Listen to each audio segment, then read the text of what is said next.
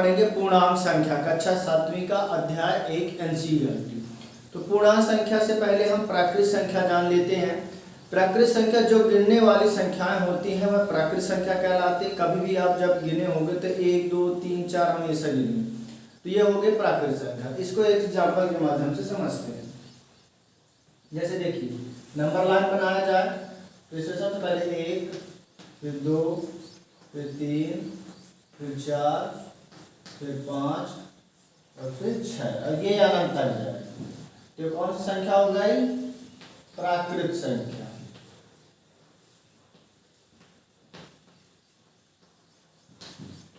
तो सबसे छोटी प्राकृत संख्या कौन सी हो जाएगी? 1 हो जाएगी। सबसे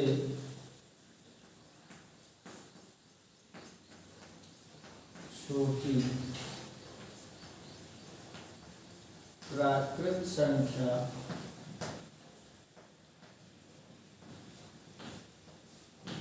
1। और कहा जाए, अब पूर्णांक की बात करते हैं तो इसके पहले प्राकृत आती फिर पूर्ण आती है। तो पूर्ण क्या होती है? अब इसका नंबर लाइन बनाते हैं। पूर्ण संख्या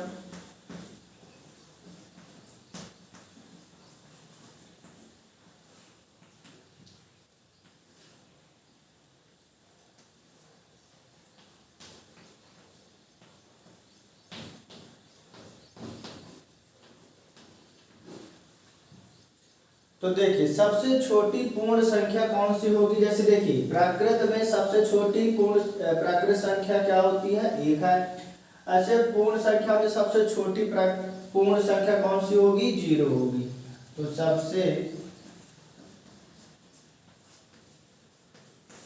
छोटी पूर्ण संख्या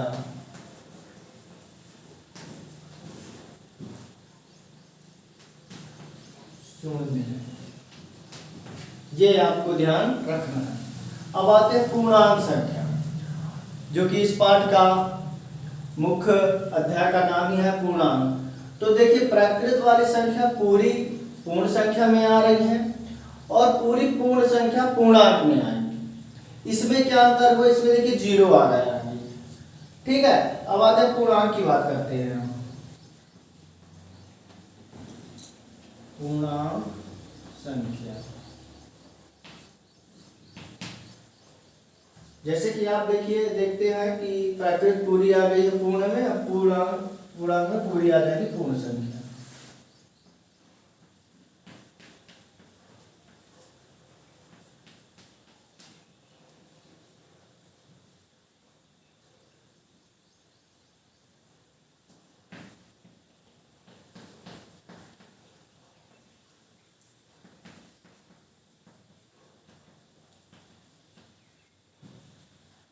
तो अब इसमें जो 0 आया, आप देखिए इसमें क्या एडिशन आ गया? माइनस वाली संख्या आ गई। तो प्राकृत वाली पूरी आ गई, इसमें एक्स्ट्रा अतिरिक्त क्या आया है? 0 आया है। और इसमें अतिरिक्त क्या आ गया? जुड़ गया है माइनस वाली संख्या। तो पूर्णांक संख्या हम ऐसे कह सकते हैं, 0 सहित सभी ऋणात्मक एवं धनात्मक संख्याएं पूर्णांक संख्याएं कहलाती हैं। और ये ध्यान रखना है आपको, 0 ना तो ऋणात्मक होता है ना धनात्मक होता है। यह पूर्णांक का मूल बिंदु कहा जाए तो है। इसमें अगर माइनस देखिए, इधर माइनस में संख्या आ गई। अगर जो ये कहा जाए क्या पूर्ण संख्या प्राकृत संख्या होती है, तो यह कथन असत्य हो जाएगा। लेकिन पूरी प्राकृत संख्या पूर्ण संख्या होती है। कैसे? ये देखिए, इसमें पूरी धनात्मक संख्या इसे पूर्ण संख्या में आ गई, लेकिन ये संख्या क्यों ना होगी? क्योंकि इसमें 0 आ गया।